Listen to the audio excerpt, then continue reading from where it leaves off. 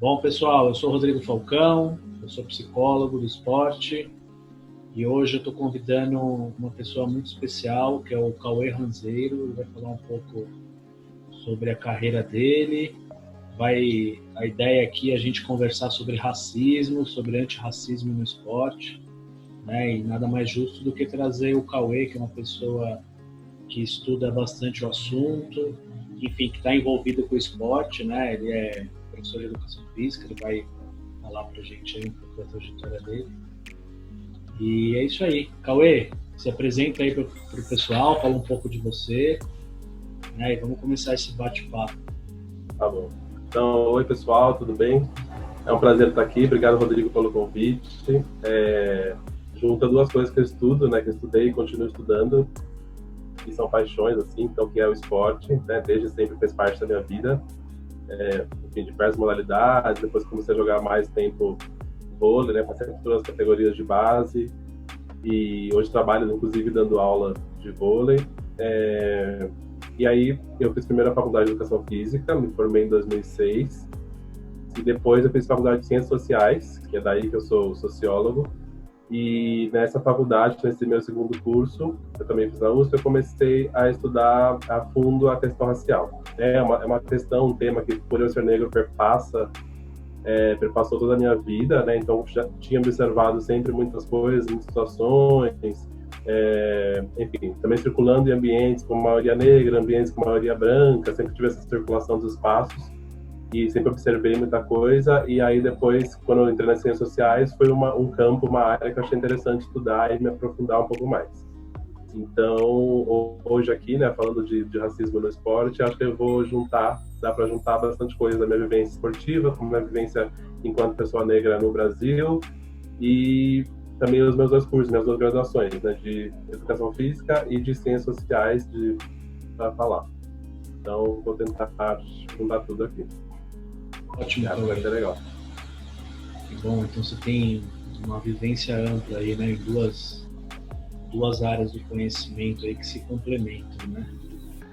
Bom, a primeira pergunta que eu queria te fazer é como é que você vê esse movimento, vou chamar de antirracista, que está sendo liderado aí pelos atletas da NBA, enfim, como é que você observa esse movimento e você acha que isso tem uma influência também nos atletas brasileiros de alguma maneira? Legal a pergunta. Primeiro tem algumas coisas, né? Uma delas é que em 2020, né, esse ano que a gente está, o assunto racismo, o tema racismo foi muito falado, está sendo muito falado. Isso é uma questão importante, né? No Brasil e nos Estados Unidos tem contextos bem diferentes, tanto por conta da população quanto por questões históricas. Então, lá a população, existe uma comunidade negra que sabe que é negra e que se coloca como negro o tempo todo. E aí essa comunidade, ela dá respaldo, inclusive, para posicionamentos. Então, lá, diferente daqui, existe uma classe média forte negra, existem pessoas ricas e bilionárias negras, né? No Brasil, a gente não tem isso. De qualquer forma, voltando para a parte esportiva, aqui no Brasil, inclusive, a gente tem até uma dificuldade de entender as pessoas, né? Muitas das pessoas negras no Brasil são, né, negros são pretos e pardos. Então, muitas pessoas são pardas, algumas delas não se identificam como negras, ou mesmo pessoas pretas não se identificam como negras, né, não trazem consigo esse viés, inclusive, de luta e não entendem. Ou a gente também tem um discurso de priorizar raça, de priorizar a classe em relação à raça, então também às vezes é difícil conversar, mas o assunto está vindo.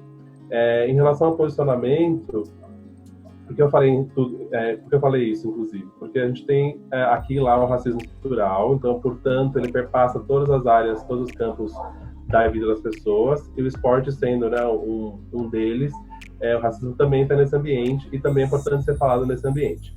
Nos Estados Unidos, aí, os atletas da NBA né, deram mais visibilidade à luta antirracista, tem algumas questões. A primeira delas é que lá esses jogadores já têm visibilidade, poder e respaldo de uma comunidade negra para se posicionarem, né? Além de serem muitos que são conscientes de sua raça e da sua cor, eles são respaldados dessa comunidade, né? Então, é diferente quando você se posiciona e sabe que as pessoas ao seu lado entendem essa necessidade de posicionamento e têm a mesma consciência, e que também tem poder junto com você para se posicionar e não ter maiores, enfim, não ser prejudicado em relação a isso. Aqui no Brasil, a gente passa a ter um contexto um pouco diferente, né? Acho que influencia, assim, né, o posicionamento a partir da NBA, dos estadunidenses, ele influencia, sim, né? Pelo menos, em alguma medida, mostra que é possível um posicionamento em relação no esporte também, mas acho que tem uma distância muito grande, assim, em relação ao nível de consciência, em relação ao poder da comunidade negra e ao respaldo dessa comunidade negra para posicionamentos, né? Quando a gente fala em posicionamento, tem que sempre lembrar que tem consequências. No Brasil, que é um país extremamente racista, qualquer pessoa que se posicione contra o racismo, né, que seja antirracista, que se posicione para combater o racismo, ele sofre consequências desse racismo estrutural e desse racismo institucional, né? Então, teve uma briga de poder nos Estados Unidos em relação aos atletas da NBA, principalmente negros, mas os brancos também se posicionaram junto para, enfim, parar os jogos e tal, e aí teve essa briga de poder em relação aos dirigentes e algumas outras pessoas, principalmente brancas, que estão ali também no poder. Essa briga de poder aqui no Brasil, a gente já sabe que quem perderia seriam os atletas, né? Os poucos atletas não poderiam se posicionar, porque são poucos que têm a consciência racial e entendem a necessidade dessa luta. Os atletas brancos dificilmente iam em massa se posicionar a favor dessa luta, né? Junto. E os clubes, a direção, a torcida, os patrocinadores, eles certamente não se posicionariam então teria consequências graves para quem se posicionou, né? Seria um posicionamento ali de solidão, e as poucas pessoas que se posicionassem por falta desse respaldo ao redor que poderia ter, essas pessoas seriam prejudicadas, né? Seriam apagadas, silenciadas e até, enfim, expulsas do meio. Então eu acho que tem isso em relação a essa comparação com lá e com aqui. Mas é uma sementinha. De fato, a gente olhar para fora e ver que é possível um posicionamento dentro do esporte, ele ajuda, ele até incita a cobrança para que comece, pelo menos, o movimento aqui, né? Tanto de atletas, mas também que os clubes, que a torcida, que as instituições, que a direção, que as confederações também assumam essa responsabilidade de combate ao racismo. Certo. É isso. Ok, bacana, né? É bem ampla a questão, com certeza, né? Não é algo que a gente consiga, enfim, imaginar, né? Nesse sentido da politização mesmo dos atletas, né? Enfim, eu tô do outro lado da história, né? Sou branco, classe média, privilegiado, né? Não sofro racismo, ao contrário, né? Nós, os brancos, que somos os racistas, digamos assim, de alguma forma, né?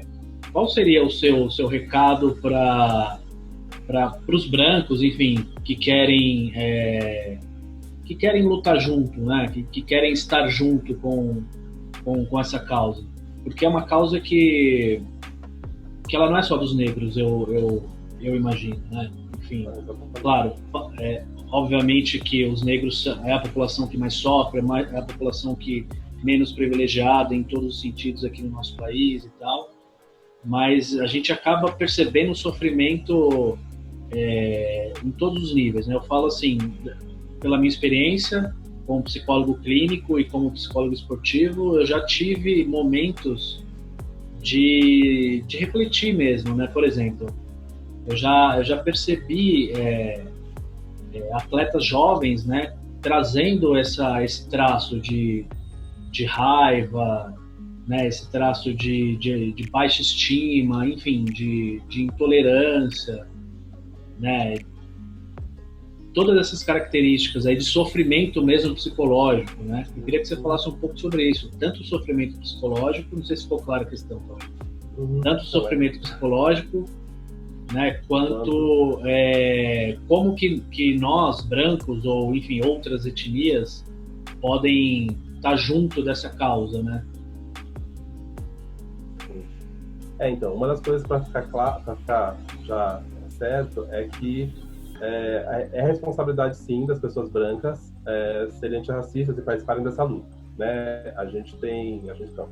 O racismo é uma coisa construída por pessoas brancas e são as pessoas brancas que se beneficiam, né? Então a gente tem que rechaçar aquela ideia de que não é comigo porque não é meu lugar de fala, que não é isso que quer dizer, ou não é comigo porque eu não sou negro, e continuar na inércia, né? Desfrutando de privilégios sociais. Então é justamente o contrário, né? Mas não fui eu, né? A escravidão passou faz 100 anos e agora tá tudo bem, ou senão eu também não fui eu, né? Meus sei lá, antepassados não foram donos de fazenda, então a culpa não é minha. E isso só se refutado uma responsabilidade, né? Então toda pessoa branca no Brasil, independente se ela veio da Romênia, se ela veio da Itália, se ela veio de Portugal, se ela recebeu, se ela tinha, os antepassados tinham fazendas com escravizados ou não, ela teve vantagens, né? Todos os imigrantes brancos que chegaram aqui tiveram vantagens. Quem estava aqui teve vantagens ótimas, obviamente, para a exploração, e quem chegou depois também, né? Então, o racismo ele continuou pós-escravidão, dando privilégios e vantagens para as pessoas brancas. Então, tudo que uma pessoa branca tem hoje, ao mesmo tempo que uma pessoa negra, tudo que uma pessoa negra não tem, ela não tem muito por conta do racismo, e muito que uma pessoa branca hoje tem, ela tem por conta de acúmulos também frutos da estrutura racista. Então, qualquer pessoa branca ou negra hoje, indígena, ela é responsável pela luta antirracista. Daí o que a gente tem que separar e deixar claro é que o protagonismo, obviamente, é de pessoas negras, né? Pessoas negras indígenas, elas são protagonistas nessa luta, e principalmente a partir elas que vão comandar no sentido de dizer, olha, brancos, precisamos que vocês façam isso, vocês devem fazer aquilo, vocês não devem se posicionar dessa forma. Então, assim, a partir das demandas e das demandas, principalmente, das pessoas negras ali que estão no combate, as pessoas brancas devem se posicionar, né? Então, se colocar como aquela pessoa, primeiro, que tem noção e sabe que ela é racista, e daí muitas pessoas se assustam, as pessoas brancas se assustam quando eu falo isso, mas eu sou racista, eu nunca xinguei nenhum negro de macaco, eu respeito as pessoas, eu cumprimento as pessoas, né, negras, eu já brinquei com um amiguinho negro na escola, mas não tem, ou tem uma segunda mãe negra, algumas pessoas falam isso também, ou eu gosto de samba, enfim, várias coisas engraçadas, vamos chamar de engraçadas hoje. E aí não tem relação com isso, tem relação com você fazer parte de uma estrutura que te privilegia e fazer parte de uma construção de pensamento no Brasil que coloca o sujeito branco como superior e o sujeito negro como inferior, né? E aí brancos e negros foram construídos na sociedade, então pensam e tem no seu imaginário enraizado essas construções racistas que precisa se construir para ir se tornando menos racista e mais antirracista. E daí também tem essa separação, que é uma frase famosa da Angela Davis, né, que não basta não ser racista, é preciso ser antirracista, que é esse segundo passo, né? Eu não sou racista, entendi que eu, enfim, tenho privilégio e tal, mas então, beleza, vou ficar na minha. Então também não, eles têm que partir para ação para se tornar uma pessoa antirracista. E para isso tem que ter, de fato, ações efetivas, práticas, na luta antirracista, né, no combate ao racismo. Então, esse também é o segundo ponto que é difícil. Às vezes as pessoas até entendem, estão no movimento de estudar, de aprender, de entender, mas continuam na inércia, sem se movimentar, enfim, sem fazer absolutamente nada para combater o racismo, né? Então, essa pessoa continua sendo uma pessoa racista, ela tem que se tornar antirracista.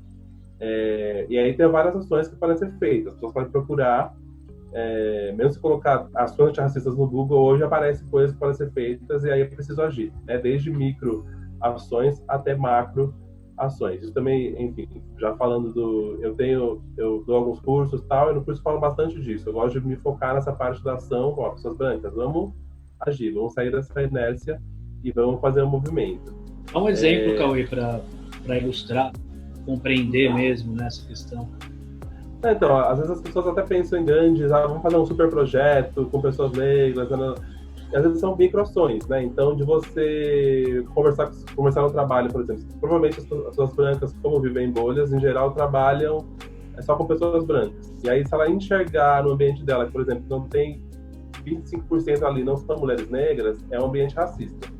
Então, é um ambiente racista, você não consegue falar com o seu presidente, com o CEO da empresa sobre isso, para incluir, você pode falar pelo menos com as pessoas que estão ali do seu lado, né? Tentar criar um espaço, falar, se você tiver abertura com o seu chefe, falar, ó, a próxima contratação, por favor, tem que ser uma mulher negra, porque a gente precisa de inclusão, e a inclusão é positiva para a empresa, por exemplo, né? Então, eu sempre falo, para dar um passo da forma como você puder e um pouquinho a mais, né? Às vezes uma coisa simples é ir lá no Instagram e curtir pessoas negras, e dar visibilidade para empresas negras, e dar visibilidade para influencers negros, é uma coisa simples. A gente segue um monte de atleta porque gosta. Eu, por exemplo, gosto de vôlei, sigo um monte de atleta de vôlei. Eu dou preferência para seguir atletas negros, porque, em geral, essas pessoas têm menos patrocínio, têm menos visibilidade por conta de serem negros, né? Melhor ainda se forem informação, né, com pessoas precisando de fato de mais visibilidade. Eu falei aqui o exemplo de atleta de vôlei, mas a gente pode falar atleta de tênis de mesa, atleta de badminton, ou às vezes influencer mesmo, né? Às vezes, se você olhar como a sociedade é racista, você pegar uma pessoa hoje branca, de olho azul, dentro de um padrão ali estético, e ela postar uma foto no Instagram, ela vai ter 100 curtidas, e daí semana que vem vai ter 1000, na terceira semana vai ter alguém pagando para ela aparecer com o produto. Isso não aconteceria de forma alguma com uma pessoa negra, né? Ela ia postar uma foto, ela precisa de produzir conteúdo, ela precisa provar o tempo todo uma série de questões para conseguir visibilidade, por exemplo. Então são coisas simples, às vezes de virar para uma menina negra, uma criança negra e falar, ó, confio em você, ó, o quanto você é inteligente, seu cabelo é lindo, sem forçar, obviamente, né, e também tendo uma questão de natural, mas isso faz diferença, né? Uma pessoa ouvir na infância dela o tempo todo que o seu olho é lindo, né? Uma coisa que a gente observa dando aula para criança, por exemplo, sempre que chega uma menina com olho claro, faz uma roda em volta dela para falar que ela é linda o tempo todo, maravilhosa, seu olho é lindo, eu te amo. E ela não fez absolutamente nada, né? Ela só nasceu com o olho azul. E, por outro lado, nesse mesmo espaço, mesmo ambiente, tem uma menina negra com o cabelo crespo que já tem as rodinhas rindo, virando, falando que é feio, falando que é estranho, ou querendo pegar sem a permissão dela. Então, é justamente nesse momento que é importante um adulto ou qualquer pessoa que esteja lá consciente e não olhar para essa menina de olho azul que já está super respaldada e virar para essa menina negra e falar: seu cabelo é maravilhoso, seu olho é maravilhoso, você é uma pessoa super inteligente, capaz. São coisas pequenas, né? Então, se você também perceber uma ação, tô no shopping, agora tô uma pessoa mais antenada, mais questão racial no Brasil, eu sei que as pessoas negras são seguidas no shopping, por exemplo.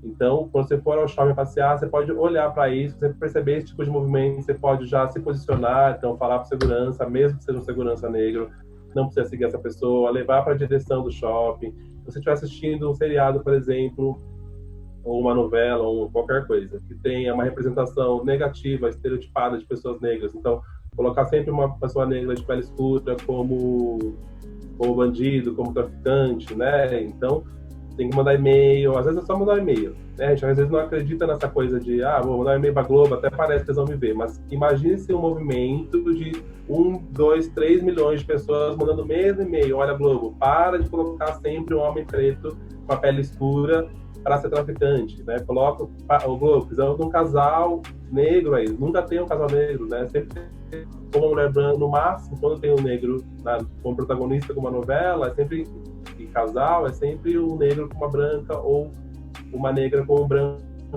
Então nunca teve um casal negro numa novela, uma família negra numa novela sendo positiva, né? Sendo classe média, com profissão, com outras histórias que não sempre de vulnerabilidade, de pobreza. Então são coisinhas pequenas mesmo que fazem diferença. Tem coisas grandes, tem coisas pequenas que fazem diferença. Mas a gente tem que fazer sempre no dia a dia que dá para fazer. Lembrar que a responsabilidade de agir o tempo todo e se colocar à disposição mesmo das pessoas negras que estão fazendo esse movimento. O que eu posso fazer? Faça isso. O que eu posso fazer? Faça aquilo. Né? Então, eu vou numa manifestação, por exemplo, de Vidas Negras Importam, eu posso ir? Você deve. Mas eu sendo branco, devo ir? Sim, você deve ir. Chegando lá, você não vai fazer sua faixa e sair na frente de todo mundo gritando, mas você pode perguntar: como vocês querem que eu me posicione? Você quer que eu tire foto? Você quer que eu escreva um cartaz e vá junto com vocês? Vocês querem que eu fique na frente, que a gente viu na foto nos Estados Unidos, fique na frente da polícia para vocês não serem assassinados? Então, é esse tipo de posicionamento e de se colocar, entendendo o privilégio, se colocar nesse lugar de quem quer aprender, quer melhorar e está disposto, de fato, a lutar junto.